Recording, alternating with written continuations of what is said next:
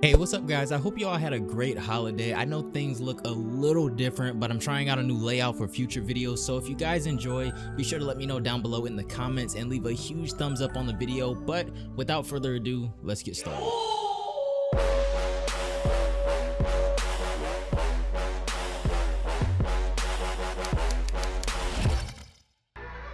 At this point in Dragon Ball, it's pretty safe to say that the Super Saiyan 3 transformation is pretty irrelevant in the grand scheme of things. I mean, we have Super Saiyan God, Super Saiyan Blue, Golden Frieza, and now with the addition of Broly, it seems like power has reached an all-time high once again. In the GT timeline, however, Beerus and Whis never made their visit to Earth, so we never got to see them harness God Ki in a way they did in the Super timeline. In this universe, the primal power of the Super Saiyan 4 transformation was discovered as the pinnacle of Saiyan potential. However, in my opinion, and I'm sure I speak for many others when I say this, but seeing Vegeta skip over the Super Saiyan 3 transformation straight into Super Saiyan 4, although 4 is definitely one of the coolest forms, there was always that want to see Vegeta in a Super Saiyan 3 form as well. This is a story called Dragon Ball AF by Young Gigi, and this is probably the longest story we've been doing on this channel. This story takes place a few years after the events of GT, and because of the threat of Ice, the son of Frieza, Pan has been killed, and now, even though the fight with the original Shadow Dragons is only a few years removed, the Z Fighters look to use the Dragon Balls once more. After a period of training, the Z Fighters use the Dragon Balls, and in doing so, not only is Goku brought back, but new, more powerful Shadow Dragons, even more powerful than Omega Shenron, have been born as well. With the new set of Shadow Dragons being resurrected, Gohan, Vegeta, Goten, and Trunks have all gone above and beyond with their training to prepare for opponents even stronger than Omega Shenron.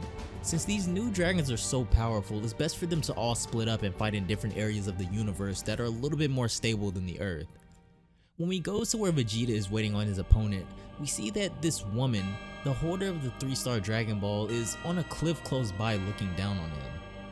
As with the other Shadow Dragons, the first thing Vegeta asks her is what wish she was conceived from. This dragon says that she was created when the wish to remove the bombs inside of androids 17 and 18 was carried out. Being ever so confident in his strength, Vegeta assures her that he'll finish this in no time. He tells her that unfortunately, he's her opponent and that he shows no mercy to even women and children. This is when Vegeta begins to power up and the ground trembles around him, and even the 3-star dragon is caught off guard by how much power Vegeta is generating. He powers up to Super Saiyan 2 straight away and then he charges at her. Now, like Vegeta said, he shows no mercy to even women and children as we see him bullying the Shadow Dragon with brute strength, and he eventually lands a solid punch on her. And then another one, and he sends her flying with a kick. She's able to recover fairly quickly, however, and then she starts to make some type of netting that she pulls out of her mouth. She wraps it around her fist and it solidifies as she tells Vegeta not to get too carried away. When she hits him, the impact is a lot harder than he expected as it sends him flying briefly. When he rebounds, she starts to spit that weird thread at him again, but of course he dodges it easily. When he reappears, he's right behind her, to her shock as well, and this is when he clarifies that she does indeed seem to have the ability to manipulate thread, and it increased her punching force to rival that of steel. He then goes on to say that it would probably be a bit troublesome if he were to get caught in it, but with that degree of speed, she would never catch him. She says that he's awfully confident, but now they'll see if he can truly fight while evading the threads.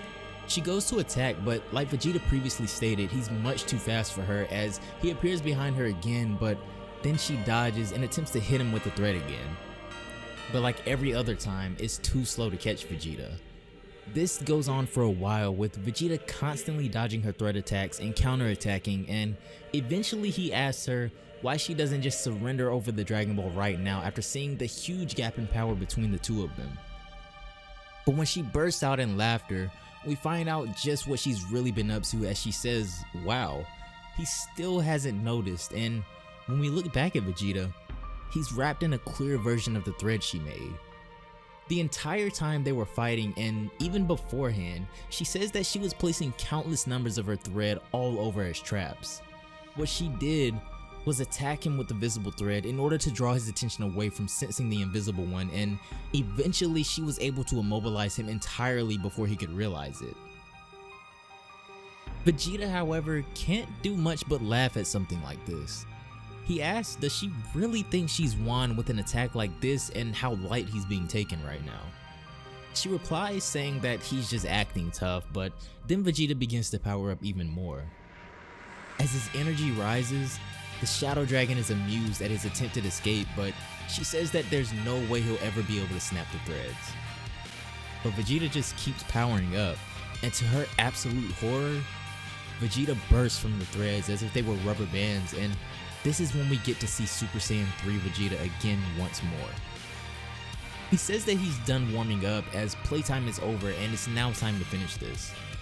This time when he attacks her, it's even more one-sided than the previous encounter, and Vegeta goes to end it quickly as he sends her flying into the ground and then seems to prepare a massive attack as he tells her that this is it. This is when he fires a final shine attack that seems to completely obliterate her in a gigantic explosion. When Vegeta goes to retrieve the Dragon Ball, an eerie feeling sweeps over the battlefield as Vegeta looks up and he sees that the Shadow Dragon is still alive somehow. Although beaten and pretty much out of energy at this point, she did survive the attack somehow, as even Vegeta says that he's shocked that she's still alive.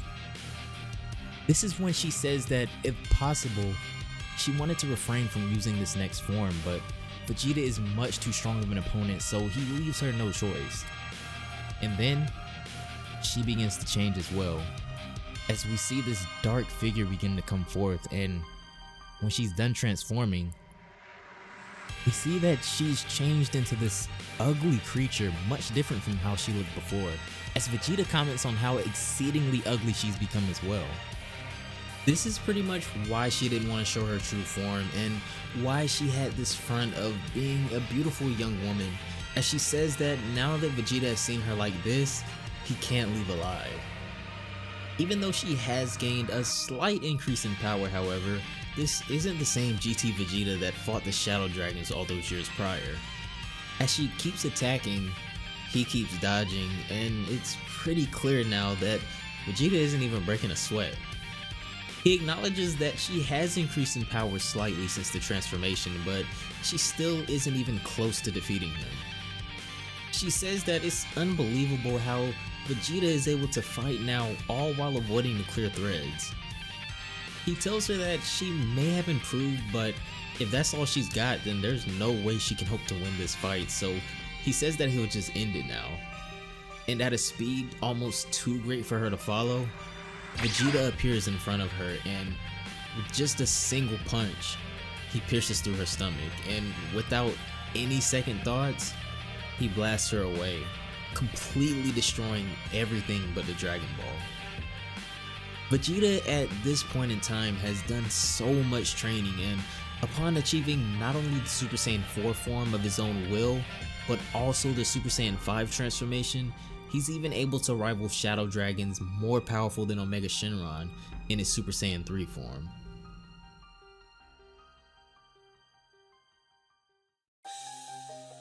That's gonna do it for this one, guys. I hope you all enjoyed this video as always. Remember, this is Young Gigi's Dragon Ball AF, not to be confused with Toy Bulls that has Zycor in it. I'll try to link the former parts of the story throughout the video in case any of you want to catch up. And also let me know what you all think of the new layout and if you like it, because not only did I make this one for Dragon Ball, but I also made a few for Naruto, One Piece, and Bleach as well. So my plan for the new year, and I'm really gonna try to stick to it, my plan is to try to start bringing content from those anime to the channel. And if you guys have any anime particular that you want to see, be sure to leave it down below or tweet it to me. I'm trying to promote my Twitter a little bit more because it's easier to talk to you guys, and I want to start doing things like giveaways in the future. So if you guys want to go ahead and drop a follow for me on Twitter, the link will be down below as well.